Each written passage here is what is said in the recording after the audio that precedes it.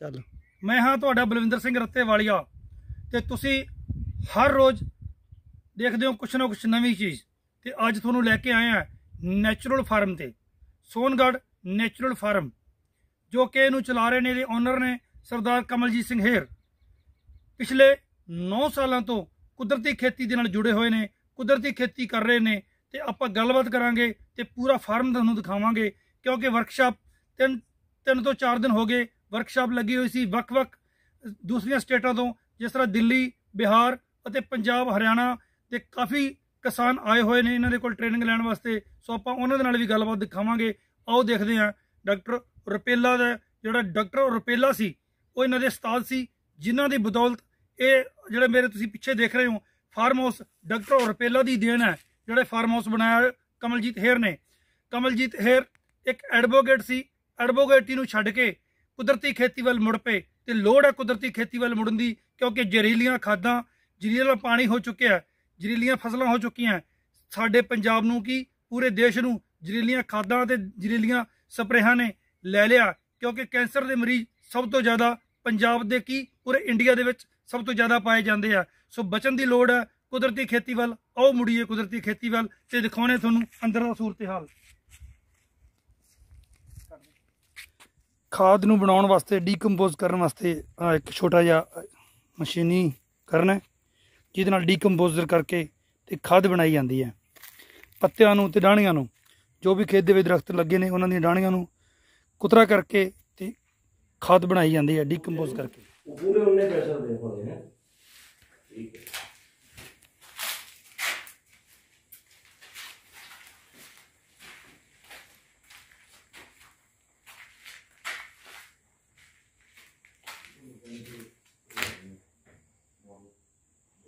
बहुत सोधा कीतियां ने पहला सिंपल ही है हौली हौली तैयार कराई ये बात दिमाग ला के 505 का पिछले साल रही है नहीं है कांग्रेस जिवें जिवें लोड मुताबिक सानू लगदा रहा हुणे एक्सेस रैडी है ये अपना 33 मीटर पे लाइन आ अजकल जिवें नहरी पानी आई जांदा हुण सानू तो जुबड़ी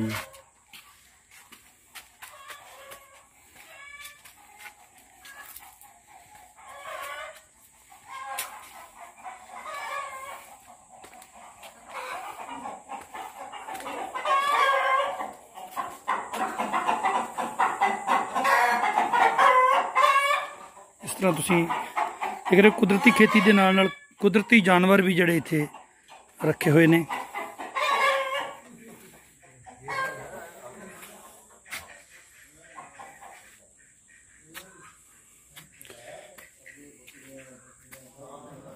आपका शुभ नाम क्या है? जी मेरा नाम शुभ नाम संदीप कुमार है। कहाँ से आए हो? बिहार के बेगूसराय डिस्ट्रिक्ट से आए हुए हैं। बड़ी दूर से आए हो आज ऑर्गेनिक जो नेचुरली फार्म पे आए हो आज। हाँ जी। तो आपको कैसा लगा कमलजीत सिंह हेर जी ने जो आपको बताया है? सबसे पहले तो यहाँ जो सिखाए उनको धन्यवाद देना चाहता हूँ। यहाँ के हमको बहुत ही अच्छा लगा। यहाँ नया नया चीज़ सीखने को मिला और ऑर्गेनिक के बारे में सीखने को मिला। ऑर्गेनिक खेती जो है सेहत के लिए बहुत ही फ़ायदेमंद है, जहाँ तक कि इसका कोई साइड इफ़ेक्ट भी नहीं है। ऑर्गेनिक खेती को बढ़ावा देना चाहिए। आपको कैसे पता चला कि यहाँ पे कुदरती खेती होती है पंजाब के अंदर? हमको अपने क्लासमेट जो हैं सुनील कुमार सिंह जी वही बताया कि यहाँ कुदरती खेती होती है और वो उन्होंने बताया कि वहाँ कुछ ज़्यादा सीखने को मिलती है, तो उनके माध्यम से हम यहाँ आए हुए हैं। तो आप खेती करते हो वहाँ पे बिहार के अंदर? हाँ जी बिल्कुल खेती करते हैं। कितने एकड़ की खेती करते हो? 4-5 एकड़ खेती कर लेते हैं। 4-5 एकड़ की खेती करते हो? हाँ जी। तो लेकिन जब आज यहाँ पे आपको ट्रेनिंग मिली है, हाँ जी, उससे कितना कुछ आपको सीखने को मिला? बहुत यूनिक चीज़ सीखने को मिला हमको और उसका हम लाभ ज़रूर अवश्य उठाएंगे उसका, और उस तरीके से खेती करने की कोशिश करेंगे जो हमने यहाँ सीखा है, और अपने ढंग से वहाँ करके देखेंगे तभी तो पता चलेगा क्या कुछ सीखने को मिला यहाँ पे। धन्यवाद। सत श्री अकाल जी। ते मेरा नाम गुरविंदर सिंह, पिंड बीरोगे कलां, डिस्ट्रिक्ट मानसा जी। कुदरती खेती फार्म ते आए हो ते की कहना तुहाडा ये ट्रेनिंग ਜਿਹੜੀ ਦਿੱਤੀ ਗਈ ਤੁਹਾਨੂੰ ਸਮਝਾਇਆ ਗਿਆ ਕੀ ਕੁਝ ਸਮਝਾਇਆ ਗਿਆ ਤੇ ਕਿਹੜੀਆਂ ਕਿਹੜੀਆਂ ਗੱਲਾਂ ਨੂੰ ਤੁਸੀਂ ਮੈਂ ਸਮਝਿਆ? हाँ जी, ये 13 मतलब मई तो लैके 17 मई तक वर्कशाप लगी है। ये जी मतलब ये बाई कमलजीत हेर का जोड़ा ये ऑर्गेनिक खेत है ना, ਜੇ ਆਪਾਂ ਮਤਲਬ ਕਿਸੇ ਨੇ ਵੀ ਨਵਾਂ ਕੋਈ ਛੇੜਨਾ ਆਰਗੈਨਿਕ ਤੌਰ ਤੇ ਆਪਦਾ ਕੋਈ ਕੰਮ ਚਲਾਉਣਾ ਹੈ ਤਾਂ ਇੱਥੇ ਵਿਜ਼ਿਟ ਕਰਨਾ ਜ਼ਰੂਰੀ ਹੈ। ਉਹ ਆਪਾਂ ਮਤਲਬ ਉਨੀ ਨੌਲੇਜ ਹਰੇਕ ਬੰਦਾ ਨਹੀਂ ਰੱਖਦਾ। ਇੱਥੇ ਆ ਕੇ ਇੱਕ ਹੋਰ ਵੀ ਮਤਲਬ ਜਿਹੜਾ ਅਸੀਂ ਮਤਲਬ ਸਾਡੇ ਨੋਟ ਕੀਤਾ ਸੀ ਨੇ 20 ਕਿੱਲਿਆਂ ਦੀ ਖੇਤੀ ਕਰਦੇ ਨੇ ਬਾਈ ਜੀ ਇਹ, ਠੀਕ ਹੈ। 20 ਕਿੱਲਿਆਂ ਦੀ ਖੇਤੀ 'ਚ ਜਿਹੜੇ ਸੰਦ ਨੇ ਸਾਰੇ ਟੋਟਲੀ ਕੁੱਲ ਮਿਲਾ ਕੇ 4 ਲੱਖ ਤੋਂ ਘੱਟ ਨੇਗੇ। ਨਹੀਂ ਪੰਜਾਬ ਦੇ ਟ੍ਰੈਂਡ ਚੱਲੇ ਹੋਇਆ ਕਿ ਵੱਡੇ ਟਰੈਕਟਰ ਹਾਂ 3-3 4-4 ਕਿੱਲਿਆਂ ਵਾਲੇ 20 ਲੱਖ ਦੇ ਸੰਦ ਰੱਖੀ ਬੈਠੇ। ਉਹ ਸਭ ਤੋਂ ਵੱਡੀ ਗੱਲ ਤਾਂ ਇਹ ਹੈ, ਠੀਕ ਹੈ ਨਾ। ਬਾਕੀ ਬਾਈ ਹਵਾ ਪਾਣੀ, ਠੀਕ ਹੈ, ਇਹ ਚੀਜ਼ਾਂ ਨੂੰ ਮਤਲਬ ਸ਼ੁੱਧ ਕਰ ਰਿਹਾ ਬਹੁਤ, ਬਿਨਾਂ ਰੇਹ ਸਪਰੇਅ ਤੋਂ ਮਤਲਬ ਸਾਰਾ ਤਿਆਰ ਕਰ ਰਿਹਾ ਹੈਗਾ। ਹਵਾ ਨੂੰ ਬਹੁਤ ਸਾਫ਼ ਰੱਖ ਰਿਹਾ ਹੈ ਨਾ। ਜੇ ਐਂ ਹਵਾ ਪਾਣੀ ਇਹ ਆਪਾਂ ਨੂੰ ਬਚਾਉਣੇ ਜ਼ਰੂਰੀ ਨੇਗੇ। ਅਤੇ ਇੱਥੇ ਦੇਖ ਕੇ ਮਤਲਬ ਪਤਾ ਲੱਗਣਾ ਹੈਗਾ ਵੀ ਆਪਾਂ ਕਿੰਨੀ ਕੁ ਮਤਲਬ ਸੇਵਾ ਹੀ ਹੈ ਇਹ ਇੱਕ ਤਰ੍ਹਾਂ ਦੀ ਬਹੁਤ ਵੱਡੀ। ਹਾਂ ਜਿਹੜਾ ਕਿ ਇਹ ਦੱਸ ਰਿਹਾ ਕਿ ਡੀਕੰਪੋਜ਼ਰ ਦੇ ਰਾਹੀਂ ਇਹ ਖਾਦ ਤਿਆਰ ਕਰਦੇ ਆ ਜੀ। ਹਾਂ ਜੀ। ਕੀ ਉਸ ਤੋਂ ਪ੍ਰੇਰਿਤ ਹੋ ਕੇ ਤੁਸੀਂ ਵੀ, ਅਸੀਂ ਸੁਣਿਆ ਕਿ ਤੁਸੀਂ ਕੁਦਰਤੀ ਖੇਤੀ ਵੱਲ? ਹਾਂਜੀ ਮੈਂ ਮਤਲਬ ਪਹਿਲਾਂ ਲੱਗਿਆ ਹੋਇਆ, ਪਰ ਮੈਨੂੰ ਉਹਨਾਂ ਹਜੇ ਨੌਲੇਜ ਨਹੀਂ ਸੀ। ਪਰ ਜਿੰਨਾ ਉਰੇ ਆ ਕੇ ਮੈਂ ਸਿੱਖਿਆ, ਮੈਂ ਉੱਥੇ ਮਤਲਬ ਰਹਿ ਕੇ ਮੈਂ 5-4 ਸਾਲਾਂ 'ਚ ਵੀ ਨਹੀਂ ਸਿੱਖ ਸਕਦਾ ਸੀਗਾ ਜਿੰਨਾ ਮੈਂ। ਬਾਕੀ ਮੈਂ ਮਿਲਟ 'ਤੇ ਲੱਗਿਆ ਹੋਇਆਗਾ 3 ਸਾਲ ਤੋਂ, ਮਿਲਟ ਦੀ ਖੇਤੀ ਕਰਦਾ, ਕੋਧਰਾ ਕੰਗਣੀ ਰਾਗੀ। ਅਤੇ ਐਤਕੀ ਮੈਂ ਮਤਲਬ ਪਨੀਰੀ ਹੈ ਮੇਰੇ ਕੋਲ, ਮੈਂ ਪਨੀਰੀ ਵੰਡਣੀ ਵੀ ਹੈ ਲੋਕਾਂ ਨੂੰ। ਅਤੇ ਆਪ ਵੀ ਮੈਂ ਮਤਲਬ ਤਕਰੀਬਨ 1 ਕਿੱਲਾ ਦੇ ਨੇੜੇ ਤੇੜੇ ਲਾਊਂਗਾ ਅਤੇ ਦੂਸਰੀ ਮੈਂ ਪਨੀਰੀ ਵੰਡੂੰਗਾ ਇਹਦੀ। ਇਹ ਜਿਹੜੀਆਂ ਵਰਕਸ਼ਾਪਾਂ ਲਾਈਆਂ ਜਾਂਦੀਆਂ ਕੁਦਰਤੀ ਖੇਤੀ ਦੇ ਜਿਹੜੇ ਹੋਰ ਕਿਸਾਨ ਆ ਉਹਨਾਂ ਵਾਸਤੇ ਆਪ ਜੀ ਦਾ ਕੀ ਮੈਸੇਜ ਹੈ? ਇਹ ਮੈਸੇਜ ਇਹੀ ਹੈ ਵੀ ਆਪਾਂ ਜੇ ਅੱਗੇ ਜਿਹੜੀ ਕੈਮੀਕਲ ਖੇਤੀ ਤੋਂ ਛੁਟਕਾਰਾ ਪਾਉਣਾ ਪਊਗਾ ਆਪਾਂ, ਠੀਕ ਹੈ ਨਾ। ਆਪਾਂ ਹਵਾ ਗੰਧਲੀ ਕਰਤੀ, ਠੀਕ ਹੈ, ਜ਼ਮੀਨ ਆਪਾਂ ਪੈਸਟੀਸਾਈਡ ਨਾਲ ਗੰਧਲੀ ਕਰਤੀ, ਸਾਰੀ ਖਰਾਬ ਕਰਤੀ, ਠੀਕ ਹੈ। ਇਹ ਤੋਂ ਆਪਾਂ ਨੂੰ ਪਿੱਛੇ ਮੁੜਨਾ ਹੀ ਪਊਗਾ। ਕਨਾਲ 2 ਕਨਾਲ ਅੱਧੇ ਕਿੱਲੇ ਤੋਂ ਮਤਲਬ ਜਾਂ 1 ਕਿੱਲੇ ਤੋਂ ਸ਼ੁਰੂ ਜ਼ਰੂਰ ਕਰਨ ਸਾਰੇ ਮੇਰੇ ਪੰਜਾਬੀ ਵੀਰੇ, ਇਹੀ ਬੇਨਤੀ ਹੈਗੀ। ਹਾਂਜੀ, ਕਿਹੜੀ ਜਗ੍ਹਾ ਤੋਂ ਆਏ ਜੀ ਆਪਾਂ? ਅਸੀਂ ਦਿੱਲੀ ਤੋਂ ਆਏ ਜੀ। ਦਿੱਲੀ ਤੋਂ ਆਏ ਹੋ। ਅੱਜ ਨੈਚੁਰਲੀ ਫਾਰਮ ਦੇ ਵਿੱਚ ਤੁਸੀਂ ਆਏ ਹੋ ਹੇਅਰ ਸਾਹਿਬ ਦੇ ਕੋਲੇ, ਤੇ ਜਿਹੜੀਆਂ ਹੇਅਰ ਸਾਹਿਬ ਨੇ ਤੁਹਾਨੂੰ ਜਾਣਕਾਰੀਆਂ ਦਿੱਤੀਆਂ ਉਹ ਤੁਹਾਨੂੰ ਕਿਵੇਂ ਦੀਆਂ ਲੱਗੀਆਂ? ਸਰ ਉਹਨਾਂ ਦਾ ਨਾ ਕੋਈ ਜਵਾਬ ਨਹੀਂ ਹੈ ਸਾਡੇ ਕੋਲ। ਜੋ ਇੱਥੇ ਵਰਤਿਆ ਹੈ ਪਿਛਲੇ 5 ਦਿਨਾਂ ਦੇ ਵਿੱਚ, ਅਸੀਂ ਆਪਣੇ ਜਰਨਲ ਜ਼ਿੰਦਗੀ 'ਚ ਬਿਜ਼ੀ ਹਾਂ। ਅਸੀਂ ਜਿਹੜੇ ਆਪਣੇ ਕੰਮ ਕਰ ਰਹੇ, ਮੇਰਾ ਆਪਣਾ ਕਿੱਤਾ ਖੈਰ ਖੇਤੀ ਵੀ ਨਹੀਂ ਹੈ। ਮੈਂ ਮਤਲਬ ਕਿ ਮਕੈਨੀਕਲ ਅਤੇ ਸਟੀਲ ਫੈਬਰੀਕੇਸ਼ਨ ਦੇ ਕੰਮ ਨੂੰ ਬਿਲੋਂਗ ਕਰਦਾ। ਪਰ ਉਸ ਦੇ ਬਾਵਜੂਦ ਵੀ ਜਿਹੜੇ ਹਾਲਾਤਾਂ ਦੇ ਹਿਸਾਬ ਨਾਲ ਜਿਹੜੀਆਂ ਚੀਜ਼ਾਂ ਵਾਪਰ ਰਹੀਆਂ, ਜਿੱਦਾਂ ਘਾਣ ਹੋ ਰਿਹਾ ਧਰਤੀ ਦਾ, ਅਤੇ ਹੋਰ ਜਿੱਦਾਂ ਸਾਡੀਆਂ ਖੁਰਾਕਾਂ ਖਰਾਬ ਹੋਈਆਂ, ਸਾਨੂੰ ਅੱਗੇ ਆਪਣੇ ਪਰਿਵਾਰਾਂ ਲਈ ਚਿੰਤਾ ਕਿ ਅੱਗੇ ਬੱਚਿਆਂ ਨੂੰ ਦੇਖਦੇ ਹਾਂ ਅਤੇ ਉਹਨਾਂ ਦੇ ਸਰੀਰ ਅਤੇ ਉਹਨਾਂ ਦੇ ਹੋਰ ਬਾਕੀ ਕੰਮ ਸਾਰੇ ਜਿਹੜੇ ਹੈਗੇ ਆ ਉਹ ਸਾਡੇ ਚਿੰਤਾ ਦਾ ਵਿਸ਼ੇ ਹੈਗਾ। ਅਤੇ ਇਹਨਾਂ ਚੀਜ਼ਾਂ ਨੂੰ ਸੋਚਦੇ ਅਸੀਂ ਮਤਲਬ ਕਿ ਇਸ ਪਾਸੇ ਮਤਲਬ ਕਿ ਅੱਗੇ ਨੂੰ ਵਧੇ ਹਾਂ। ਅਤੇ ਸਾਨੂੰ ਕਿਤੇ ਨਾ ਕਿਤੇ ਇੰਟਰਨੈਟ ਰਾਹੀਂ ਪਤਾ ਲੱਗਦਾ ਜਾਂ ਗੱਲਾਂ ਬਾਤਾਂ ਹੁੰਦੀਆਂ ਅਤੇ ਇਨਫੋਰਮੇਸ਼ਨ ਦੇ ਵਿੱਚ ਆਉਂਦੇ ਆ। ਸਾਡੇ ਲਿੰਕਸ ਦੇ ਥਰੂ ਵੀ ਗੱਲਬਾਤ ਹੋਈ ਹੈ, ਇੰਟਰਨੈਟ ਦੇ ਥਰੂ ਵੀ ਪਤਾ ਲੱਗਿਆ ਕਮਲਜੀਤ ਸਿੰਘ ਹੇਅਰ ਬਾਰੇ। ਅਤੇ ਅਸੀਂ ਪਿਛਲੀ ਵਾਰ ਇੱਕ ਵਾਰ ਮੈਂ ਖੁਦ ਇੱਥੇ ਆਇਆ ਸੀਗਾ ਅਤੇ ਮੈਂ ਖੁਦ ਪਰਸਨਲੀ ਆ ਕੇ ਇੱਕ ਵਾਰ ਦੇਖਿਆ, ਇੱਥੇ ਇਹਨਾਂ ਨੂੰ ਮਿਲਿਆ ਸੀ। ਅਤੇ ਫਿਰ ਇਹਨਾਂ ਦੇ ਰਾਹੀਂ ਪਤਾ ਲੱਗਿਆ ਸੀ ਮੈਨੂੰ ਕਿ ਜੀ ਅੱਗੇ ਕੁਦਰਤੀ ਖੇਤੀ ਦੇ ਬਾਰੇ ਇਹਨਾਂ ਨੇ ਵਰਕਸ਼ਾਪ ਰੱਖਣੀ ਹੈ।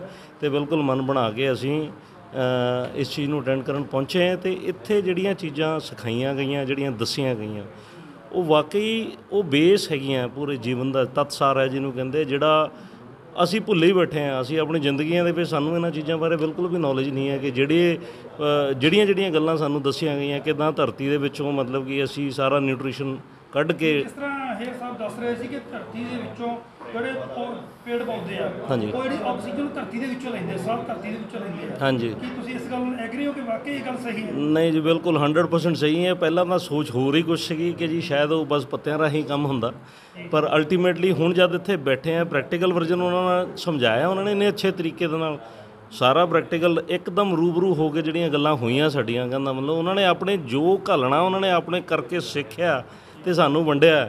ਮੈਂ ਕਹਿੰਦਾ ਇਹ ਇਸ ਦੇ ਅਸੀਂ ਮਤਲਬ ਕਿ ਦੇਣਦਾਰ, ਮਤਲਬ ਕਿ ਅਸੀਂ ਦੇਣ ਨਹੀਂ ਦੇ ਸਕਦੇ ਇਸ ਚੀਜ਼ ਦਾ। ਆਪਣਾ ਸ਼ੁਭ ਨਾਮ ਕੀ ਤੇ ਕਿਹੜੀ ਜਗ੍ਹਾ ਤੋਂ ਹੈ ਜੀ? ਮੇਰਾ ਨਾਮ ਕੁਲਵਿੰਦਰ ਸਿੰਘ ਹੈ ਅਤੇ ਮੈਂ ਦਿੱਲੀ ਸ਼ਹਿਰ ਤੋਂ ਆਇਆ ਜੀ। ਮੈਂ ਸੀਲ ਨਹੀਂ ਸਕਿਆ।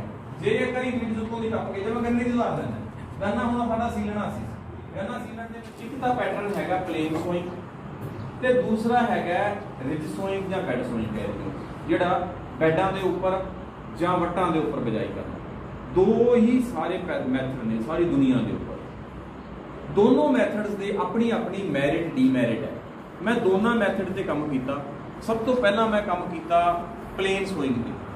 ਪਲੇਨ ਸੋਇੰਗ ਤੇ ਜਦੋਂ ਮੈਂ ਕੰਮ ਕੀਤਾ, ਮੈਂ ਫਸਲ ਬੀਜੀ ਕੋਈ ਵੀ, ਤਾਂ ਉਹਦੇ ਤੇ ਟੱਕਰਾਂ ਮਾਰੀਆਂ, ਆਪਣੀਆਂ ਮੈਰਿਟ ਸੀ। ਪਲੇਨ ਸੂਇੰਗ ਦੀ ਕੀ ਜਿਹੜੀ ਹੈਗੀ ਹੈ ਮੈਰਿਟ ਡੀਮੈਰਿਟ ਹੈ। ਪਲੇਨ ਸੂਇੰਗ ਜਦੋਂ ਕਰਦੇ ਹਾਂ ਅਸੀਂ, ਜਿਵੇਂ ਮੇਰੇ ਹੁਣ ਉਹ ਮੂੰਗੀ ਬੀਜੀ ਪਈ ਹੈ, ਤਾਂ ਉਹਦੀ ਮੈਰਿਟ ਤੇ ਡੀਮੈਰਿਟ ਦੀ ਆਪਾਂ ਗੱਲ ਕਰਦੇ ਹਾਂ। ਉਹਦੀ ਮੈਰਿਟ ਕੀ ਹੈ?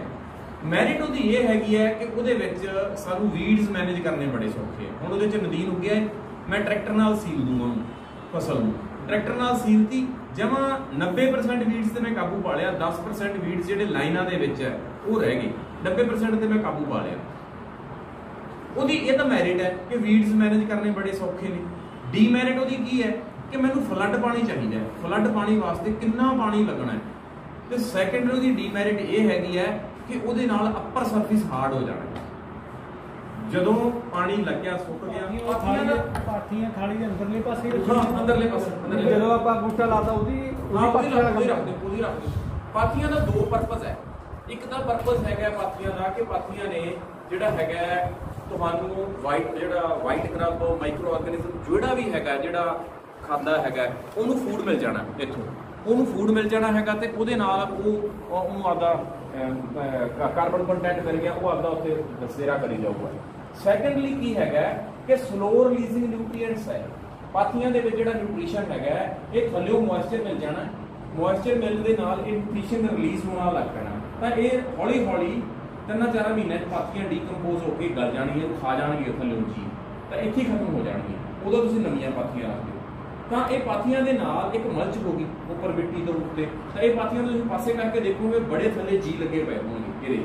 ਤਾਂ ਇਹ ਪੌਦੇ ਨੂੰ ਜਿਹੜਾ ਹੈਗਾ ਅਵੇਲੇਬਲ ਫਾਰਮ ਦੇ ਵਿੱਚ ਇਹ ਨਿਊਟ੍ਰੀਸ਼ਨ ਦਿੰਦੇ ਰਹਿਣਗੇ। ਤਾਂ ਇਹ ਫਾਰਮੂਲਾ ਬੜਾ ਕਾਮਯਾਬ ਹੋਇਆ। ਮੈਂ ਇੱਥੇ ਕਰਕੇ ਦੇਖਿਆ, ਸਿਉਂਕ ਨਾ ਚੜ ਗਈ, ਮੈਂ ਮੁੱਢੇ 'ਚ ਪਾਥੀਆਂ ਰੱਖਤੀਆਂ, ਉਹ ਸਾਰੀ ਸਿਉਂਕ ਪਾਥੀਆਂ ਨੂੰ ਲੱਗ ਗਈ ਆ, ਤਾਂ ਪਾਥੀਆਂ ਨੂੰ ਖਾਣ ਲੱਗ ਪਈ। ਤਾਂ ਜਦੋਂ ਵੀ ਕੋਈ ਪਲਾਂਟ ਲਾਉਣਾ ਹੈ ਤਾਂ ਉਹਦੇ ਵਾਸਤੇ ਇਸ ਤਰ੍ਹਾਂ ਦਾ ਫਾਰਮੂਲਾ ਵਰਤਣਾ ਹੈ। ਜਿਵੇਂ ਜਿਵੇਂ ਪੌਦਾ ਵੱਡਾ ਹੁੰਦਾ ਜਾਣਾ, ਪਾਣੀ ਦੂਰ ਕਰਦੇ ਜਾਣਾ, ਪਾਥੀਆਂ ਦੀ ਗਿਣਤੀ ਵਧਾਉਂਦੇ ਜਾਣਾ। ਖਾਲੀ ਜੀ ਨਹੀਂ ਜਾਣੀ, ਪਾਣੀ ਥੋੜਾ ਜਿਹਾ ਪਾਥੀ ਨਹੀਂ, ਨਾ ਨਾ ਪਾਣੀ ਖਾਲੀ ਜੀ ਦੇਣਾ। ਹਾਂ, ਪਾਣੀ ਖਾਲੀ ਜੀ ਦੇਣਾ।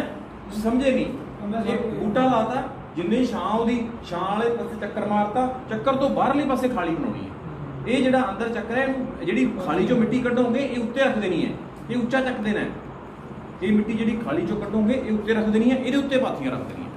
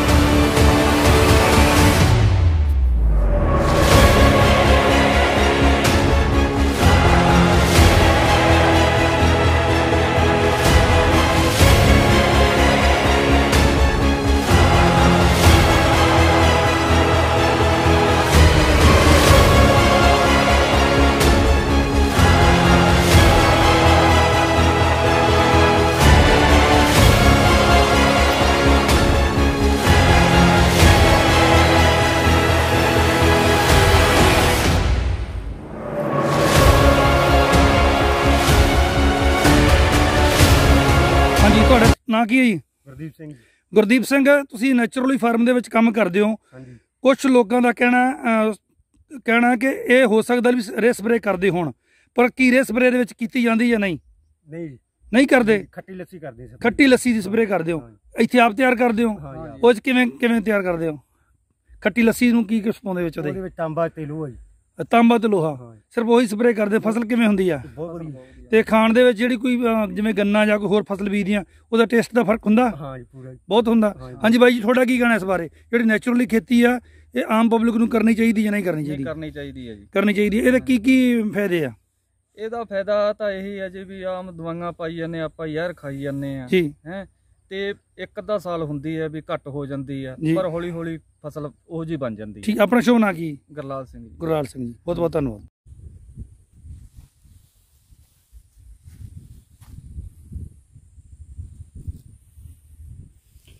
ਇਸ ਨੂੰ ਬੋਲਦੇ ਆ ਡੀਕੰਪੋਜ਼ਰ, ਜਿਹੜਾ ਕਿ ਡੀਕੰਪੋਜ਼ ਪੱਤਿਆਂ ਨੂੰ ਕਰਕੇ ਖਾਦ ਬਣਾਈ ਜਾਂਦੀ ਹੈ ਡੀਕੰਪੋਜ਼ਰ ਦੇ ਰਾਹੀਂ।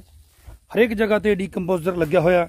ਸੋ ਜਿਹੜੀ ਇਹ ਖੇਤੀ ਹੈ, ਇਹਦੇ ਵਿੱਚ ਕਾਫੀ ਨਸਲਾਂ ਦੇ ਵਿੱਚ ਬੂਟੇ, ਫਲਦਾਰ ਬੂਟੇ ਵੀ ਲੱਗੇ ਹੋਏ ਨੇ।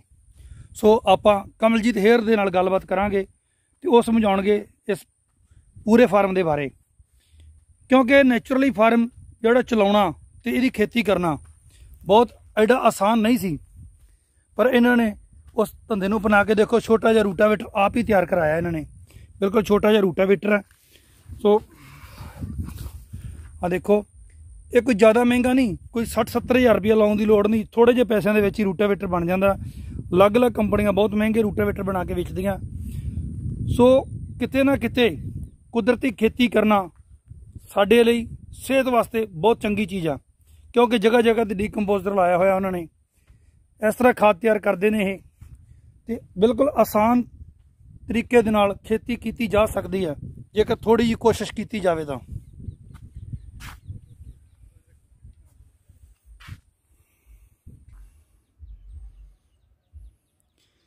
ਜਿਹੜਾ ਕਿ ਅੱਜ ਕੱਲ ਲੋਕ ਭੁੱਲਦੇ ਜਾ ਰਹੇ ਆ ਊੜੇ ਐੜੇ ਨੂੰ। ਸੋ ਊੜਾ ਐੜਾ ਪੂਰਾ ਲਿਖਿਆ ਹੋਇਆ। ਜੋ ਵੀ ਬਾਹਰੋਂ ਲੋਕ ਆਉਂਦੇ ਨੇ ਇਸ ਫਾਰਮ ਦੇ ਅੰਦਰ, ਸੈਲੀਬ੍ਰਿਟੀ ਵੀ ਇੱਥੇ ਆਮ ਹੀ ਅਕਸਰ ਆਇਆ ਕਰਦੇ ਨੇ।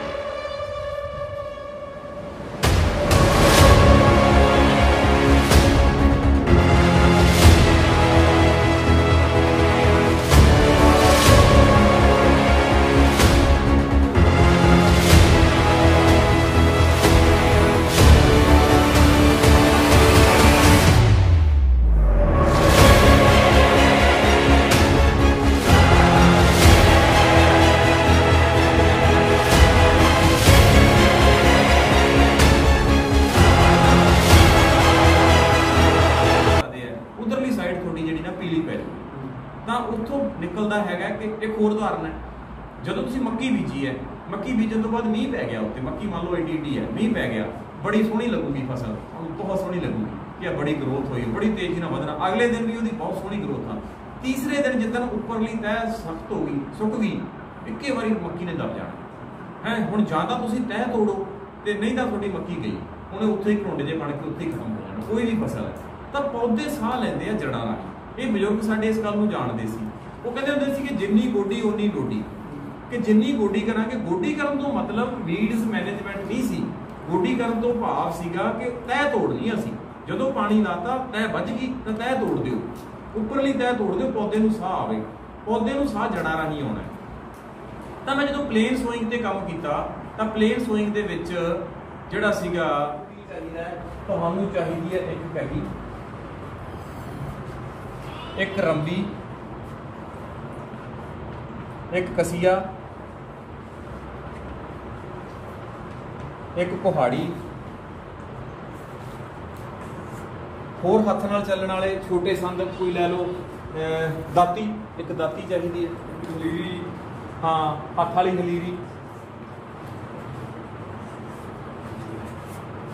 ਜਿਹੜਾ ਹੈਗਾ ਮੈਨ ਓਪਰੇਟਡ ਟੂਲਸ ਉਹ ਹੀ ਚਾਹੀਦੇ ਨੇ, ਹੱਥ ਨਾਲ ਚੱਲਣ ਵਾਲੇ ਜਿਹੜੇ ਸੰਦ ਨੇ ਉਹ ਹੀ ਚਾਹੀਦੇ ਨੇ 1 ਏਕੜ ਤੱਕ ਦੀ ਖੇਤੀ ਵਾਸਤੇ।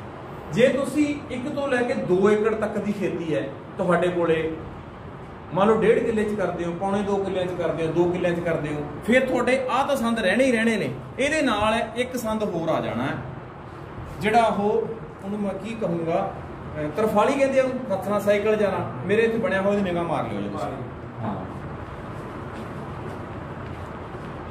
ਤਰਫਾਲੀ ਪਲੱਸ ਆਹ ਸਾਰੇ, ਇਹ ਸਾਰੇ ਤਾਂ ਚਾਹੀਦੀ ਹੈ। ਨਾਲ ਇੱਕ ਤਰਫਾਲੀ ਲੈ ਲੈਣੀ ਆ, ਉਹ ਪੁਰਜਾ ਸਾਈਕਲ ਜਾ ਜਿਹੜਾ ਮੇਰਾ ਬਣਾਇਆ ਹੋਇਆ। ਹੁਣ ਤੁਸੀਂ ਨਿਗਾਹ ਮਾਰਿਓ ਜੇ, ਉਹ ਮਲਟੀ ਜਿਹੜਾ ਹੈਗਾ ਨਾ ਪਰਪਸ ਹੈ, ਉਹਦੇ ਮਗਰਲੇ ਪਾਸੇ ਉਹ ਜਿਹੜਾ ਫਾਲਾ ਉਹ ਖੁੱਲ ਜਾਂਦਾ। ਖੁੱਲ ਕੇ ਜੇ ਕੱਢ ਦਈਏ, ਉਹਦੇ ਉੱਤੇ ਅਸੀਂ ਕਰੇਟ ਰੱਖ ਕੇ ਸਮਾਨ ਵਾਸਤੇ ਵੀ ਵਰਤ ਸਕਦੇ ਹਾਂ। ਰੇਹੜੀ ਵੀ ਬਣ ਜਾਂਦੀ ਹੈ, ਜੋ ਉਹਦੇ ਫਾਲੇ ਵੀ ਬਦਲੇ ਜਾਂਦੇ, ਕਿਹੋ ਜਿਹਾ ਫਾਲਾ ਲਾਉਣਾ। ਤਾਂ ਉਹਦੇ ਨਾਲ ਅਸੀਂ ਜਿਹੜਾ ਹੈਗਾ ਗੁਡਾਈ ਕਰਨੀ ਹੈ, ਵਾਹਨ ਨੂੰ ਵਾਹੁਣਾ ਹੈ, ਤਾਂ ਉਹ ਤੁਸੀਂ ਆਸਾਨੀ ਨਾਲ ਕਰ ਸਕਦੇ ਹੋ। ਕਿੱਲੇ 1.5 ਕਿੱਲੇ ਦੀ ਖੇਤੀ ਤਿੱਕਰ, 2 ਕਿੱਲਿਆਂ ਦੀ ਖੇਤੀ ਤਿੱਕਰ ਮੈਂ ਸੋਚਦਾ ਹੈਗਾ ਕਿ ਲੋੜ ਨਹੀਂ ਹੈ। ਸਾਡਾ ਉਹ ਸਾਥੀ ਹੈਗਾ ਲੁਧਿਆਣੇ ਦੇ ਵਿੱਚ, ਉਹਦੀਆਂ ਵੀਡੀਓ ਕਾਫੀ ਨੇ, ਤੁਸੀਂ ਦੇਖ ਲਿਓ ਜੀ। ਗੁਰਮਿੱਤਰ ਖੇਤੀ ਕਰਦਾ ਹੈਗਾ ਬਿਨਾਂ ਪਾਣੀ ਵਾਲੀ ਖੇਤੀ, ਤੇ ਉਹਦੇ ਕੋਲੇ ਕੋਈ ਖੇਤੀ ਦਾ ਸੰਦ ਨਹੀਂ। ਉਹਦੀ ਖੇਤੀ 4 ਏਕੜ ਦੀ ਹੈ। 4 ਏਕੜ ਦੀ ਖੇਤੀ ਦੇ ਵਿੱਚ ਉਹਦੇ ਕੋਲੇ ਤਰਫਾਲੀ ਤੇ ਆਹ ਸੰਦ ਹੀ ਹੈ, ਹੱਥ ਵਾਲੇ ਸੰਦਾਂ ਨਾਲ ਹੀ ਖੇਤੀ ਕਰਦਾ। ਹੁਣ ਕੋਈ ਪਾਵਰ ਟੂਲਸ ਰੱਖਿਆ ਹੀ ਨਹੀਂ। ਜੇ ਤੁਹਾਡੀ ਖੇਤੀ ਹੋ ਜਾਂਦੀ ਹੈ 0 ਤੋਂ ਲੈ ਕੇ 2 ਤੋਂ ਲੈ ਕੇ 5 ਏਕੜ ਦੀ, ਮੰਨ ਲਓ ਤੁਹਾਡੇ ਕੋਲ 2.5 ਕਿੱਲੇ ਆ, 4.5 ਕਿੱਲੇ ਜਾਂ 5 ਕਿੱਲੇ ਆ, ਫਿਰ ਤੁਹਾਨੂੰ ਚਾਹੀਦਾ ਹੈਗਾ ਜਿਹੜਾ ਹੈਗਾ ਉਹ power weeder, power tiller. Power tiller ਕੀ ਹੈਗਾ, ਇੱਕ ਮਸ਼ੀਨ ਹੈ, ਜਿਸ ਮਸ਼ੀਨ ਦੇ ਵਿੱਚ ਇੱਕ ਇੰਜਨ ਹੈ, ਉਹਦੇ ਪਿਛਲੇ ਪਾਸੇ ਰੋਟਾਵੇਟਰ ਲੱਗਿਆ। ਇਹਦੇ ਵਿੱਚ ਵੀ ਗਾ 2 ਚੀਜ਼ਾਂ ਆਉਂਦੀਆਂ, ਇੱਕ ਆਉਂਦਾ ਰੋਟਰੀ ਟਿਲਰ, ਇੱਕ ਆਉਂਦਾ ਪਾਵਰ ਟਿਲਰ। ਰੋਟਰੀ ਟਿਲਰ ਜਿਹੜਾ ਹੁੰਦਾ ਹੈ, ਉਹਦੀ ਖਿਚਾਈ ਮੂਰਲੀ ਰੋਟਰੀ ਤੇ ਹੁੰਦੀ ਹੈ, ਉਹਦੇ ਮਗਰ ਇੱਕ ਹਲਜਾ ਲੱਗਿਆ ਹੁੰਦਾ ਜਿਹੜਾ ਉਹਨੂੰ ਕੰਟਰੋਲ ਕਰਕੇ ਰੱਖਦਾ। ਇਹ ਸਾਰੇ ਹੀ ਰੋਟਰੀ ਟਿਲਰ ਹੈ ਜਿਹੜੇ, ਇਹ 50,000 ਤੋਂ ਸਟਾਰਟ ਹੋ ਕੇ ਕਿਸੇ ਵੀ ਕੰਪਨੀ ਦਾ 1 ਲੱਖ ਰੁਪਏ ਤੱਕ ਦੇ ਆ ਜਾਂਦੇ ਆ। ਇਹ ਰੋਟਰੀ ਟਿਲਰ ਦੀ ਜਿਹੜੀ ਹੈਗੀ ਆ ਆਪਣੀ ਇੱਕ ਡਰਾਬੈਕ ਹੈ, ਇਹ ਜਦੋਂ ਚੱਲਦਾ ਤਾਂ ਵਾਈਬ੍ਰੇਸ਼ਨ ਕਰਦਾ ਬਹੁਤ, ਐ ਫੜ ਕੇ ਰੱਖਣਾ ਪੈਂਦਾ ਹੈ, ਤੇ ਉਹ ਐਕੂਰੇਟ ਨਹੀਂ ਚੱਲ ਸਕਦਾ, ਉਹ ਬੁੜਕਦਾ ਹੈ ਜਦੋਂ ਐ ਚੱਲਦਾ। ਤੇ ਜਦੋਂ ਤੁਸੀਂ ਕਿਤੇ ਰੌਣੀ ਕੀਤਾ ਵਾਹਣਾ, ਕਿਤੇ ਗਿੱਲ ਜ਼ਿਆਦਾ ਆ ਗਈ ਜਾਂ ਘੱਟ ਆ ਗਈ। ਮੇਰੇ ਨਾਲ ਜੁੜ ਚੁੱਕੇ ਨੇ ਕਮਲਜੀਤ ਸਿੰਘ ਹੇਰ, ਜੋ ਕਿ ਕੁਦਰਤੀ ਖੇਤੀ ਦੇ ਮਾਹਰ ਗਿਣੇ ਜਾਂਦੇ ਨੇ, ਕਿਉਂਕਿ ਇਹਨਾਂ ਦਾ ਪੰਜਾਬ ਦੇ ਵਿੱਚ ਨਹੀਂ ਪੂਰੀ ਦੁਨੀਆ ਦੇ ਵਿੱਚ ਨਾਂ ਛਾਇਆ ਹੋਇਆ ਕਮਲਜੀਤ ਹੇਰ ਜੀ ਦਾ। ਤੋ ਹੇਰ ਸਾਹਿਬ ਬਹੁਤ ਬਹੁਤ ਸਵਾਗਤ ਹੈ ਜੀ ਆਪ ਜੀ ਦਾ। ਧੰਨਵਾਦ ਜੀ। ਹਾਂ ਹੇਰ ਸਾਹਿਬ, ਜਿਹੜੀ ਤੁਸੀਂ ਵਰਕਸ਼ਾਪ ਲਾਈ ਸੀ, ਇਹ ਕਿੰਨੇ ਦਿਨਾਂ ਦੀ ਵਰਕਸ਼ਾਪ ਸੀ, ਤੇ ਅੱਜ ਇਹਦਾ ਲਾਸਟ ਡੇ ਹੈ, ਤੇ ਕਿਹੜੀਆਂ ਚੀਜ਼ਾਂ ਤੋਂ ਤੁਸੀਂ ਜਾਣੂ ਕਰਵਾਇਆ ਕਿਸਾਨਾਂ ਨੂੰ?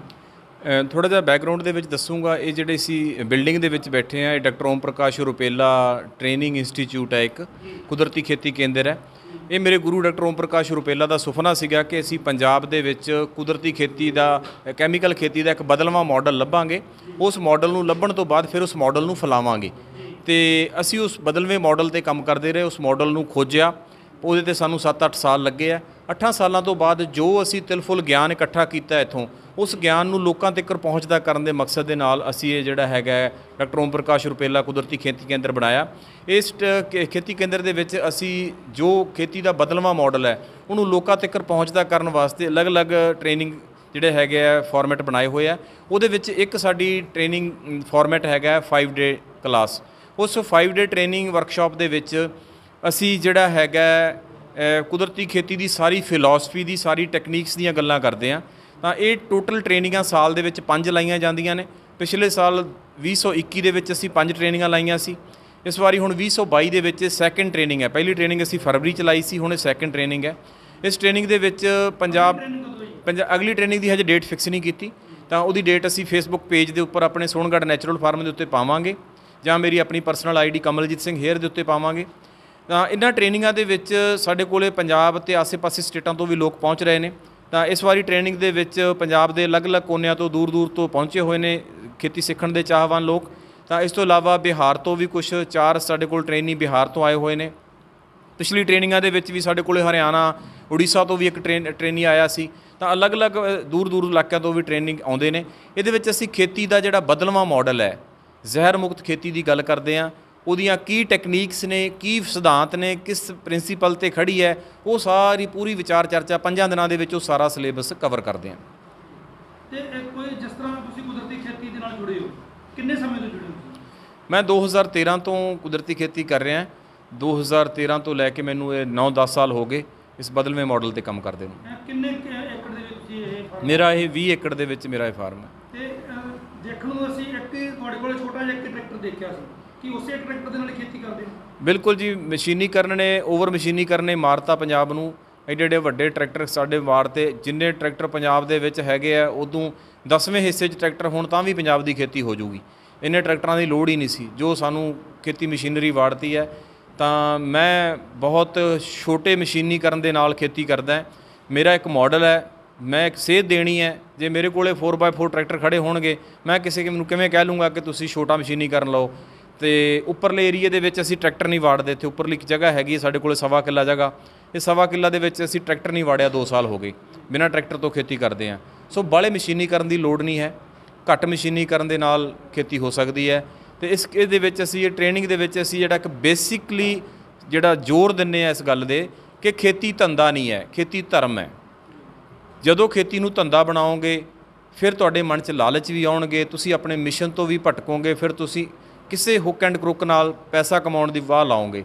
ਜਦੋਂ ਤੁਸੀਂ ਖੇਤੀ ਨੂੰ ਧਰਮ ਬਣਾ ਕੇ ਕਰੋਗੇ ਫਿਰ ਖੇਤੀ ਜਿਹੜੀ ਹੈਗੀ ਹੈ ਉਹ ਤੁਹਾਨੂੰ ਸਿਹਤ ਦੇਊਗੀ, ਤੁਹਾਨੂੰ ਤੰਦਰੁਸਤੀ ਦੇਊਗੀ, ਤੁਹਾਨੂੰ ਖੁਸ਼ੀ ਦੇਊਗੀ। ਤਾਂ ਸਾਡੇ ਸੁਣਨ ਦੇ ਵਿੱਚ ਆ ਕਿ ਇੱਥੇ ਕਾਫੀ ਸੈਲੀਬ੍ਰਿਟੀ ਵੀ ਆਉਂਦੇ ਆ, ਕਿਹੜੇ ਕਿਹੜੇ ਸੈਲੀਬ੍ਰਿਟੀ ਇੱਥੇ ਆ ਚੁੱਕੇ ਆ? ਉਹ ਹੁਣ ਆਏ ਤਾਂ ਅਸੀਂ ਉਹਨਾਂ ਦੇ ਨਾਂ ਨਹੀਂ ਲੈ ਸਕਦੇ ਸਾਰੇ। ਜੋ ਕੀ ਕੋਈ ਰਾਜਨੇਤਾ ਨੇ ਆ ਕੇ ਤੁਹਾਨੂੰ ਕਦੇ ਕੋਈ ਹੌਸਲਾ ਅਫਜ਼ਾਈ ਕੀਤਾ? ਨਹੀਂ, ਕੋਈ ਮੈਂ ਉਮੀਦ ਹੀ ਨਹੀਂ ਰੱਖਦਾ, ਮੈਨੂੰ ਕੋਈ ਜ਼ਰੂਰਤ ਨਹੀਂ ਹੈ ਕਿ ਨਾ ਕੋਈ ਸਰਕਾਰਾਂ ਤੋਂ ਤੁਹਾਨੂੰ ਸਰਕਾਰ ਵੱਲੋਂ ਕਿਸੇ ਤਰ੍ਹਾਂ ਦਾ ਕੋਈ ਕਿਸੇ ਤਰ੍ਹਾਂ ਦੀ ਕੋਈ ਇੱਕ ਪੈਸੇ ਦੀ ਸਪੋਰਟ ਨਹੀਂ ਹੈ ਸਰਕਾਰਾਂ ਵੱਲੋਂ ਕਿਸੇ ਵੱਲੋਂ। ਇਹਦੇ ਵਿੱਚ ਤਾਂ ਉਲਟਾ ਸਾਡਾ ਤਾਂ ਨੁਕਸਾਨ ਹੁੰਦਾ ਹੈਗਾ। ਕੈਮੀਕਲ ਖੇਤੀ ਵਾਲੇ ਕਿਸਾਨ ਨੂੰ ਤਾਂ ਬਹੁਤ ਸਪੋਰਟ ਨਹੀਂ। ਕੈਮੀਕਲ ਖੇਤੀ ਵਾਲਾ ਕਿਸਾਨ DAP ਤੇ ਸਬਸਿਡੀ ਲੈਂਦਾ, ਉਹ ਯੂਰੀਆ ਤੇ ਸਬਸਿਡੀ ਲੈਂਦਾ, ਉਹਦੇ ਕੋਲੇ ਸ਼ੋਰਡ MSP ਹੈਗੀ ਹੈ, ਉਹਦੀ ਸਪੋਰਟ ਵਾਸਤੇ ਕਿੱਡੇ ਕਿੱਡੇ ਵੱਡੇ ਇੰਸਟੀਚਿਊਟ ਖੜੇ ਹੈਗੇ ਆ। ਕਿੰਨਾ ਸਰਕਾਰੀ ਤੰਤਰ ਹੈ ਜਿਹੜਾ ਉਹਦੀ ਬੈਕ ਤੇ ਖੜਾ ਹੈ। ਕੈਮੀਕਲ ਖੇਤੀ ਅੱਜ ਟਿਕੀ ਹੋਈ ਹੈ ਤਾਂ ਸਰਕਾਰ ਦੀ ਸਪੋਰਟ ਨਾਲ ਟਿਕੀ ਹੋਈ ਹੈ। ਅੱਜ ਸਰਕਾਰ ਸਪੋਰਟ ਵਾਪਸ ਲੈ ਲੇ, ਮੂੰਹ ਪਰਨੇ ਵੱਜੂਗੀ ਕੈਮੀਕਲ ਖੇਤੀ ਟਿਕ ਨਹੀਂ ਸਕਦੀ। ਇਹ ਸਾਰੀ ਸਰਕਾਰ ਦੀ ਸਪੋਰਟ ਤੇ ਹੈ। ਸਰਕਾਰ ਦਾ ਪੈਸਾ ਬਹੁਤ ਲੱਗ ਰਿਹਾ। ਅੱਜ 100 ਰੁਪਏ ਦਾ ਝੋਨਾ ਪੈਦਾ ਕਰਨ ਵਾਸਤੇ 110 ਰੁਪਏ ਦਾ ਖਰਚਾ ਹੋ ਰਿਹਾ। ਠੀਕ ਹੈ, ਉਹ ਜ਼ਿਮੀਂਦਾਰ ਦਾ ਖਰਚਾ, ਕਿਸਾਨ ਦਾ ਖਰਚਾ 30 35 40 ਰੁਪਏ ਦਾ ਹੋਣਾ, ਬਾਕੀ ਜਿਹੜਾ ਹੈਗਾ 70 80 ਰੁਪਏ ਖਰਚਾ ਸਰਕਾਰ ਉਠਾ ਰਹੀ ਹੈ।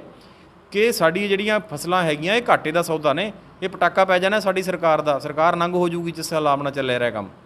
ਤੇ ਕਦੇ ਕੋਈ ਯੂਨੀਵਰਸਿਟੀ ਤੋਂ ਕੋਈ ਇੱਥੇ ਅਧਿਕਾਰੀ ਤੁਹਾਡੇ ਕੋਲੇ ਕਦੇ ਪਹੁੰਚੇ? ਨਹੀਂ ਜੀ, ਨਹੀਂ, ਕੋਈ ਯੂਨੀਵਰਸਿਟੀ ਤੋਂ ਅਧਿਕਾਰੀ ਨਹੀਂ ਪਹੁੰਚਿਆ। ਆਪਣੇ ਦੇਖਣ ਵਾਸਤੇ, ਕੋਈ ਆਪਦੀ ਫੋਟੋ ਖਿਚਾਉਣ ਵਾਸਤੇ ਕੋਈ ਐਗਰੀਕਲਚਰ ਡਿਪਾਰਟਮੈਂਟ ਵਾਲੇ ਆ ਜਾਂਦੇ ਆ। ਜਦੋਂ ਉੱਪਰੋਂ ਦਬਾਅ ਪੈਂਦਾ ਕਿ ਬਦਲਵੀਂ ਖੇਤੀ ਮਾਡਲ ਦੀ ਗੱਲ ਕੀਤੀ ਜਾਵੇ ਤਾਂ ਉਹ ਫੋਟੋ ਖਿੱਚਣ ਵਾਸਤੇ ਤਾਂ ਇੱਥੇ ਆ ਜਾਂਦੇ, ਪਰ ਕੋਈ ਸਪੋਰਟ ਨਹੀਂ ਹੈਗੀ, ਕੋਈ ਕੁਝ ਨਹੀਂ ਹੈਗਾ। ਨਾ ਮੈਂ ਉਮੀਦ ਹੀ ਨਹੀਂ ਰੱਖਦਾ ਹੈਗਾ ਤੇ ਕਿ ਉਹਨਾਂ ਦੀ ਮੈਨੂੰ ਕਿਸੇ ਸਪੋਰਟ ਦੀ ਲੋੜ ਹੈਗੀ ਹੈ। ਤਾਂ ਕਿਉਂਕਿ ਇਹ ਧੰਦਾ ਨਹੀਂ ਹੈ। ਮੈਂ ਵਾਰ-ਵਾਰ ਕਹਿੰਦਾ ਖੇਤੀ ਧੰਦਾ ਨਹੀਂ ਹੈ, ਇਹ ਤਾਂ ਮੇਰਾ ਧਰਮ ਹੈ, ਮੇਰਾ ਇਹ ਗੁਰਦੁਆਰਾ ਹੈ, ਮੇਰਾ ਇਹ ਮੰਦਿਰ ਹੈ। ਤਾਂ ਇੱਥੇ ਕੁਦਰਤ ਮਦਦ ਕਰਦੀ ਹੈ। ਮੇਰੇ ਗੁਰੂ ਡਾਕਟਰ ਪਹਿਲਾਂ ਕਹਿੰਦੇ ਸੀ ਕਿ ਕੁਦਰਤ ਵੱਲ ਤੁਸੀਂ ਇੱਕ ਕਦਮ ਅੱਗੇ ਚੱਲਦੇ ਹੋ ਤਾਂ 2 ਕਦਮ ਤੁਹਾਡੇ ਵੱਲ ਆਉਂਦੀ ਹੈ।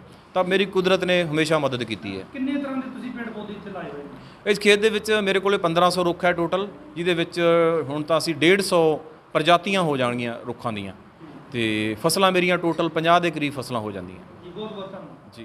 ਹਾਂਜੀ, ਨੈਚੁਰਲ ਫਾਰਮ ਦੇ ਵਿੱਚ ਅੱਜ ਪਹੁੰਚੇ ਹਾਂ ਜੀ ਤੇ ਗੱਲਬਾਤ ਕਰਾਵਾਂਗੇ ਪ੍ਰੋਫੈਸਰ ਸਾਹਿਬ ਜੀ ਨਾਲ। ਪ੍ਰੋਫੈਸਰ ਸਾਹਿਬ ਆਪਣਾ ਸ਼ੁਭ ਨਾਮ ਦੱਸੋ ਜੀ ਪਹਿਲਾਂ। ਜੀ, ਮੇਰਾ ਨਾਮ ਨਿਤਨੇਮ ਸਿੰਘ ਜੀ। ਮੈਂ ਗਵਰਨਮੈਂਟ ਕਾਲਜ ਮੁਕਤਸਰ ਪੜ੍ਹਾਇਆ ਔਰ 2011 ਚ ਇੱਥੋਂ ਰਿਟਾਇਰ ਹੋਇਆ। ਬੋਟਨੀ ਮੇਰਾ ਵਿਸ਼ਾ ਹੈ ਜੀ। ਤੇ ਅੱਜ ਮੈਂ ਇੱਥੇ ਹੇਰ ਸਾਹਿਬ ਦੇ ਫਾਰਮ ਤੇ ਆਇਆ ਸੀ ਜੀ। ਤੇ ਇਹ ਜਿਹੜੀ ਕੁਦਰਤੀ ਖੇਤੀ ਆ, ਕੁਦਰਤੀ ਖੇਤੀ ਦੇ ਨਾਲ ਤੁਸੀਂ ਰਿਲੇਟਡ ਅੱਜ ਤੁਸੀਂ ਇੱਥੇ ਆਏ ਹੋ ਤੇ ਕੀ ਕੁਝ ਜਾਣਕਾਰੀਆਂ ਹਾਸਲ ਤੁਸੀਂ ਦੇ ਕੇ ਚੱਲੇ ਹੋ? ਦੇਖੋ ਜੀ, ਜਿਵੇਂ ਅੱਜ ਦੇ ਸਮੇਂ 'ਚ ਅਸੀਂ ਖੜੇ ਹਾਂ ਤੇ ਅਸੀਂ ਪੰਜਾਬ ਖਾਸ ਕਰਕੇ, ਵੈਸੇ ਤਾਂ ਪੂਰਾ ਹਿੰਦੁਸਤਾਨ ਹੀ, ਕਿ ਬੜੀਆਂ ਮੁਸ਼ਕਲਾਂ ਨੂੰ ਜੂਝ ਰਿਹਾ ਪੰਜਾਬ। ਤਾਂ ਜਿਹਦੇ 'ਚ ਇੰਨੇ ਭਿਆਨਕ ਰੋਗ ਬਿਮਾਰੀਆਂ ਆ, ਫਿਰ ਸਾਡਾ ਹਵਾ ਗੰਦਲੀ ਹੋ ਗਈ, ਪਾਣੀ ਗੰਦਲਾ ਹੋ ਗਿਆ, ਮਿੱਟੀ ਗੰਦਲੀ ਹੋ ਗਈ। ਤਾਂ ਸਾਡਾ ਅਸੀਂ ਕੁਦਰਤ ਤੋਂ ਦੂਰ ਹੁੰਦੇ ਜਾ ਰਹੇ ਹਾਂ। ਪਹਿਲਾਂ ਅਸੀਂ ਆਤਮ ਨਿਰਭਰ ਸੀ, ਹੁਣ ਅਸੀਂ ਬਿਲਕੁਲ ਨਿਰਭਰ ਹੋ ਚੁੱਕੇ ਹਾਂ ਕਾਰਪੋਰੇਸ਼ਨਾਂ 'ਤੇ। ਤਾਂ ਕੁਦਰਤੀ ਖੇਤੀ ਇੱਕ ਯਤਨ ਹੈ ਕਿ ਅਸੀਂ ਆਤਮ ਨਿਰਭਰ ਬਣੀਏ ਔਰ ਕੁਦਰਤ ਨਾਲ ਜੁੜੀਏ, ਇਕੋ ਫਰੈਂਡਲੀ ਬਣੀਏ ਔਰ ਫਿਰ ਪੁਰਾਣੇ ਪੰਜਾਬ ਵੱਲ ਮੁੜੀਏ ਜੀ। ਜਿਸ ਤਰ੍ਹਾਂ ਕਿ ਅੱਜ ਕੱਲ੍ਹ ਜ਼ਿਆਦਾਤਰ ਟ੍ਰੈਂਡ ਚੱਲਿਆ ਹੋਇਆ ਲੋਕਾਂ ਦੇ ਵਿੱਚ ਕਿ 2 ਗੱਟੇ ਪਾਤੇ ਫਿਰ 3 ਪਾਤੇ, ਅੱਜ ਕੱਲ ਤਾਂ ਸੁਣਿਆ ਕਿ 5-5 ਗੱਟੇ ਵੀ ਪਾਈਆਂ ਹਾਂਜੀ। ਲੋਕਾਂ ਨੇ, ਪਰ ਫਸਲ ਫਿਰ ਵੀ ਬਹੁਤ ਘੱਟ ਨਿਕਲੀ ਇਸ ਵਾਰ। ਇਹੀ ਤਾਂ ਕਾਰਨ ਹੈ ਕਿ ਜਦੋਂ ਅਸੀਂ ਉਹਦੀ ਪੋਟੈਂਸ਼ੀਅਲ ਹੀ ਖਤਮ ਕਰ ਲਾਂਗੇ ਆਪਣੀ ਜ਼ਮੀਨ ਦਾ, ਤਾਂ ਭਾਵੇਂ 10 ਗੱਟੇ ਪਾ ਲਓ, ਉਹ ਝਾੜ ਝੂੜ ਨਹੀਂ ਬਣਨੇ। ਸਾਨੂੰ ਤਾਂ ਇਹ ਜਿਹੜੀ ਹੈ ਨਾ ਪੂਰੀ ਤੰਦਰੁਸਤ ਸਾਨੂੰ ਮਿੱਟੀ ਚਾਹੀਦੀ ਹੈ, ਤੰਦਰੁਸਤ ਸਾਨੂੰ ਪਾਣੀ ਚਾਹੀਦਾ ਹੈ ਕਿ ਉਹਦੇ 'ਚ ਯਾਰ ਵਗੈਰਾ ਨਾ ਘੁਲੇ ਹੋਣ, ਅਤੇ ਤੰਦਰੁਸਤ ਸਾਨੂੰ ਪਿਓਰ ਫਰੈਸ਼ ਏਅਰ ਚਾਹੀਦੀ ਹੈ। ਫਿਰ ਹੀ ਚੰਗੇ ਝਾੜ ਹੋਣਗੇ, ਅਤੇ ਰੇਹਾਂ ਦੇ ਨਾਲ ਅਤੇ ਸਪਰੇਆਂ ਨਾਲ ਕਦੇ ਵੀ ਝਾੜ ਨਹੀਂ ਵਧਣਗੇ, ਸਗੋਂ ਅਸੀਂ ਬਿਮਾਰੀਆਂ ਹੀ ਸੱਦਾਂਗੇ। ਹਾਂਜੀ। ਤੇ ਸਰਕਾਰਾਂ ਵੀ ਕੁਝ ਇਹਦੇ ਤੇ ਕੰਮ ਕਰ ਰਹੀਆਂ, ਜਿਹੜੇ ਨੈਚੁਰਲੀ ਖੇਤੀ ਦੇ ਕੁਝ ਸਰਕਾਰਾਂ ਕੁਝ ਸਹਿਯੋਗ ਦੇ ਰਹੀਆਂ ਜਾਂ ਨਹੀਂ ਜੀ, ਸਰਕਾਰਾਂ ਤਾਂ ਗੋਂਗਲੂਆਂ ਤੋਂ ਮਿੱਟੀ ਝਾੜ ਰਹੀ ਹੈ। ਸਰਕਾਰਾਂ ਦਾ ਜਿਹੜਾ ਵੇ ਮੁੰਡੇ ਨੇ 22-23 ਕਿੱਲੇ ਜੇ ਨੇ ਫਾਰਮ ਬਣਾਇਆ ਹੋਇਆ, ਤੇ ਇਹਨੂੰ ਇਹ 22-23 ਕਿੱਲਿਆਂ ਦਾ ਠੇਕਾ ਲਾਓ ਜੀ, ਕਿੰਨਾ ਬਣਦਾ। ਇਹਨੂੰ ਪੁੱਛੋ ਵੀ ਇਹਨੂੰ ਵੀ ਇਹ ਕਿੰਨੀ ਇਨਕਮ ਤੋਂ ਹੋ ਰਹੀ ਹੈ। ਮੈਂ ਕਹਿੰਦਾ ਵੀ ਨੋ ਪ੍ਰੋਫਿਟ ਨੋ ਲਾਸ ਵੀ ਹੋ ਜੇ ਤਾਂ ਬਹੁਤ ਹੈ। ਤੇ ਕਦੇ ਕੋਈ ਕਿਸੇ ਸਰਕਾਰ ਨੇ ਇਹਨੂੰ ਕੋਈ ਗ੍ਰਾਂਟ ਦਿੱਤੀ, ਕਦੇ ਕੋਈ ਸਰਕਾਰ ਨੇ ਇੱਥੇ ਆ ਕੇ ਇਹਨੂੰ ਹੌਸਲਾ ਅਫਜ਼ਾਈ ਕੀਤੀ? ਨਹੀਂ ਕੀਤੀ।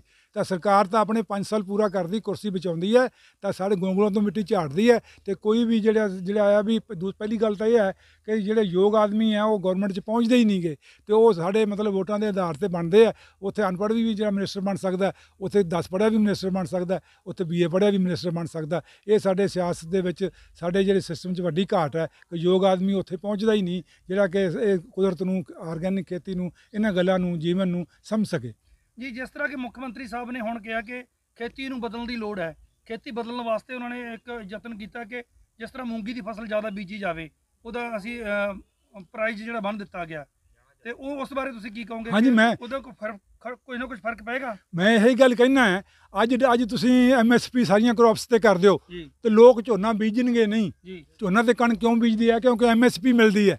ਤੇ ਜੋ ਦੂਜੀਆਂ ਅੱਜ ਤੋਂ 60 ਸਾਲ ਪਹਿਲਾਂ ਇੱਥੇ ਜਿਹੜੀਆਂ ਸੀਗੀਆਂ 70 ਫਸਲਾਂ ਹੁੰਦੀਆਂ ਸੀ, ਤੇ ਅੱਜ ਕਿਉਂ ਝੋਨੇ ਤੇ ਕਣਕ ਤੇ ਨਿਰਭਰ ਹੋ ਗਿਆ? ਉਹ ਤਾਂ ਹੀ ਹੋ ਗਿਆ ਕਿਉਂਕਿ ਅਸੀਂ MSP ਸਾਡੀ ਜਿਹੜੀ ਹੈ ਫਸਲਾਂ ਤੇ ਖਤਮ ਹੋ ਗਈ। ਆਹ ਦੇਖ ਲਓ, ਥੋੜ੍ਹੇ ਰਿਜ਼ਲਟ ਸਾਹਮਣੇ ਹੈ। ਭਗਵੰਤ ਮਾਨ ਨੇ ਜੇ ਉਹ MSP ਬਣਤੀ ਹੈ ਮੂੰਗੀ ਦੀ, ਤਾਂ ਜਿਹੜਾ ਮੂੰਗੀ ਦੇ ਥੱਲੇ ਰਕਬਾ ਕਹਿੰਦੇ ਦੁੱਗਣਾ ਆ ਗਿਆ ਇਸ ਸਾਲ। ਤਾਂ ਯਾਨੀ ਇਹ ਗੱਲਾਂ, ਇਹ ਜਿਹੜੀ MSP ਹੈ, ਇਹਦੇ ਤੇ ਬਹੁਤ ਨਿਰਭਰ ਕਰਦੇ ਆ ਲੋਕ। ਤੇ ਚੌਲ ਤਾਂ ਹੀ ਹਟਣਗੇ ਜੇ ਸਾਨੂੰ ਦੂਜੀਆਂ ਕ੍ਰੌਪਸ ਤੇ, ਛੋਟੀਆਂ ਮੋਟੀਆਂ ਤੇ, ਮੱਕੀ ਤੇ, ਬਾਜਰੇ ਤੇ, ਮੂੰਗੀ ਤੇ, ਮਾਂਹ ਤੇ, ਮੋਠਾਂ ਤੇ, ਸਭ ਤੇ ਸਾਨੂੰ ਜੇ MSP ਮਿਲੂਗੀ ਤਾਂ ਜੇ ਡਿਵਰਸਿਟੀ